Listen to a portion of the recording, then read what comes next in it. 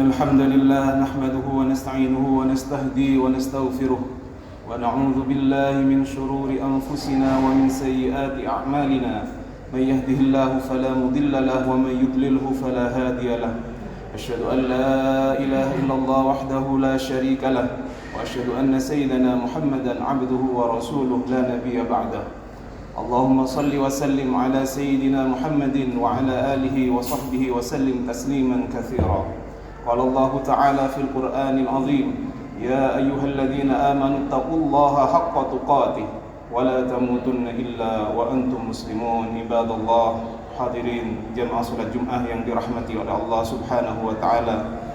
Khatib berwasiat kepada khatib pribadi dan kepada jamaah sekalian agar kita senantiasa meningkatkan ketakwaan kita kepada Allah Subhanahu wa taala. Takwa dalam artian menjalankan seluruh perintah-perintah Allah dan meninggalkan larangan-larangannya. Hadirin salat Jumat yang dirahmati oleh Allah Subhanahu wa taala. Topik kita pada Jumat kali ini adalah ibadah yang sangat agung dalam Islam, yang ibadah ini bisa kita lakukan di mana saja. Ibadah ini bisa kita lakukan dalam keadaan apapun. Ibadah yang kemudian sangat-sangat mudah kita lakukan tetapi mendapatkan pahala yang sangat agung di sisi Allah Subhanahu wa taala. Ibadah tersebut adalah zikrullah atau berzikir kepada Allah Subhanahu wa taala.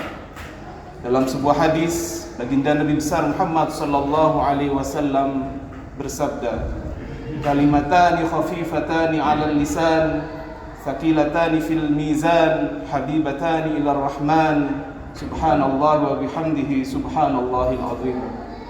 Ada dua kalimat yang sangat mudah diucapkan oleh lisan kita, tetapi di akhirat akan memperoleh pahala yang sangat besar dan dicintai oleh Allah Subhanahu wa taala, yaitu zikir subhanallah wa bihamdihi subhanallahil azim.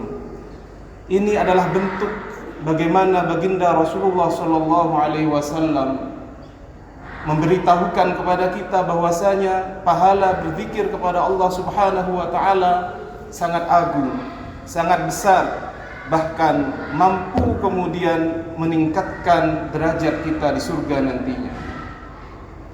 Zikir ini dapat kita bagi menjadi dua. Yang pertama ada namanya zikir bil lisan. Zikir menggunakan lisan kita. Lisan kita berzikir menggunakan kalimat thayyibah. Berzikir subhanallah wa bihamdihi subhanallahil azim. Lisan kita mengucapkan Allahu Akbar. Lisan kita mengucapkan astaghfirullahal azim wa atubu ilaihi, dan kalimat-kalimat zikir yang lain. Tetapi zikir ini akan berdampak sangat besar apabila dibarengi dengan zikir fil qalbi.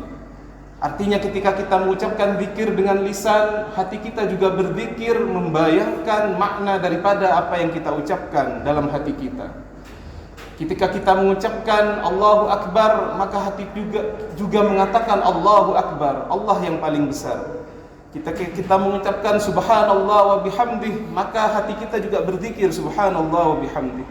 Maka ini adalah bentuk zikir yang paling sempurna. Zikir yang kedua adalah zikir bil qalbi. Zikir hanya dengan menggunakan hati, tidak perlu kita ucapkan dengan lisan. Maka hati kita selalu mengingat Allah Subhanahu wa taala dalam setiap keadaan apapun. Apabila zikir bil lisan ini, mungkin ketika berjual beli, bertransaksi jual beli, kita tidak bisa mengucapkannya. Tetapi dengan zikir bil qalbi, dalam setiap keadaan apapun bisa kita lakukan. Maka hati kita selalu mengingat Allah Subhanahu wa taala dengan bersamaan dengan detak jantung kita, hati kita berdetak juga dengan mengatakan Allah, Allah, Allah, begitu. Maka ini disebut dengan zikir bil qalbi. Senantiasa bisa kita lakukan di mana saja kecuali dua tempat, yaitu ketika kita berada di kamar mandi dan ketika kita berhubungan dengan istri. Maka selain daripada dua hal ini, zikir bisa kita lakukan dengan hati kita. Maka yang ketiga adalah zikir dengan lisan saja, dengan tanpa hati. Maka urutan zikir yang paling utama adalah bagaimana kita bisa berzikir dengan lisan kita, hati kita juga berzikir. Yang kedua, bagaimana kemudian ketika lisan kita tidak berzikir tetapi hati kita berzikir mengingat Allah Subhanahu wa taala. Yang ketiga, zikir dengan lisan saja, dengan tanpa hadir di dalam hati kita.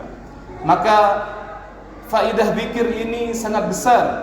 Allah Subhanahu wa taala berfirman, "Fadhkuruni adzkurkum." Maka engkau hendaklah mengingat-ingat aku, berzikir kepadaku, maka aku akan mengingat kalian. Kita ini adalah hamba Allah yang sangat hina, yang sangat butuh terhadap rahmat Allah Subhanahu wa taala. Betapa senangnya seorang hamba apabila kita berzikir kemudian Allah mengingat kita. Tidak ada yang lebih besar daripada keridhaan Allah Subhanahu wa taala. Tidak ada yang paling besar kecuali kita mendapatkan rahmat Allah Subhanahu wa taala. Maka zikir ini mempunyai posisi yang sangat penting, yang sangat agung dalam Islam. Faidah zikir diantaranya adalah yang pertama, dengan zikir ini hati kita menjadi tenang. Ala bidzikrillah tatmainnul qulub. Sesungguhnya dengan hanya berzikir kepada Allah, hati kita menjadi tenang. Kita melihat sekarang di zaman yang serba instan ini, di zaman yang informasi masuk kepada kita, di mana informasi berada di genggaman kita. Kalau hati kita tidak kuat, tidak mengingat Allah Subhanahu wa taala, maka mungkin hati kita akan dipenuhi dengan kemudian berita di media sosial yang kemudian menyibukkan pikiran kita. Maka ketika kita selalu berta'alluq, berhubungan dengan Allah Subhanahu wa taala, maka hati kita menjadi tenang. Dan tenangnya hati ini adalah nikmat yang paling besar. Nikmat yang paling besar. Betapa banyak sekarang kita lihat orang kemudian walaupun secara zahir mempunyai kekayaan, tidak kekurangan sesuatu apapun, tetapi kehidupannya dipenuhi dengan kesumpekan-kesumpekan yang disebabkan dia lalai, dia ghaflah kepada Allah Subhanahu wa taala. Maka itu adalah zikir yang pertama, yaitu fungsi zikir adalah agar hati kita menjadi tenang kepada Allah Subhanahu wa taala.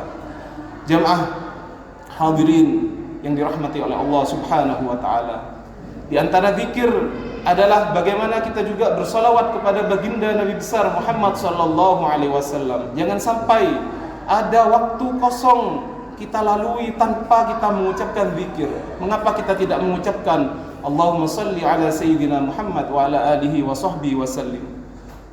Ketika kita satu kali mengucapkan solawat, dalam sebuah hadis baginda Nabi besar Muhammad sallallahu alaihi wasallam mengucapkan, beliau bersabda, "Man shalla alayya salatan wahidatan sallallahu alaihi biha asyra." Barang siapa yang bersolawat kepadaku satu kali saja, maka akan dibalas solawat oleh Allah 10 kali. Solawat dari Allah ini berupa turunnya rahmat. Bayangkan kita mendapatkan balasan 10 rahmat.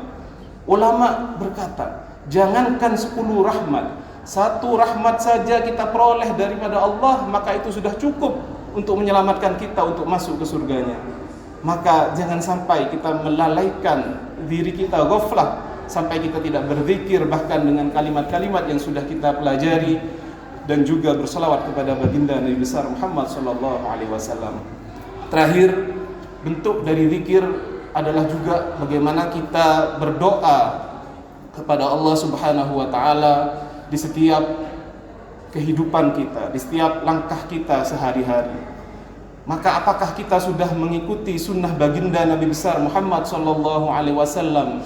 Ketika kita bangun tidur, kita mengucapkan alhamdulillah, terima kasih ya Allah karena telah menghidupkanku setelah aku mati. Doa bangun tidur. Apakah kita sebelum makan sudah berdoa sebelum makan dan doa setelah makan? Apakah setelah ketika masuk masjid kita sudah membaca doa yang diajarkan oleh baginda Nabi besar Muhammad sallallahu alaihi wasallam ketika kita ingin masuk masjid? Maka begitu banyak doa yang sebenarnya sudah diajarkan mungkin sejak kita kecil, tapi mungkin untuk mengamalkannya itu sangat sulit. Maka kalimat-kalimat thayyibah yang diajarkan oleh ulama, walaupun dalam keadaan apapun kita usahakan untuk kita baca, terutama selawat kepada baginda Nabi besar Muhammad sallallahu alaihi wasallam.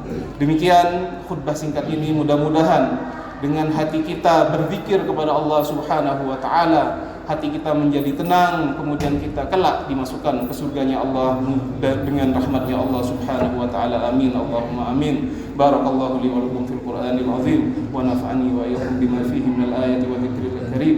Wa aqulu qawli hadza wa astaghfirullah li wa lakum wa ya fawzal mustaghfirin wa ya najatat taibin. Allahumma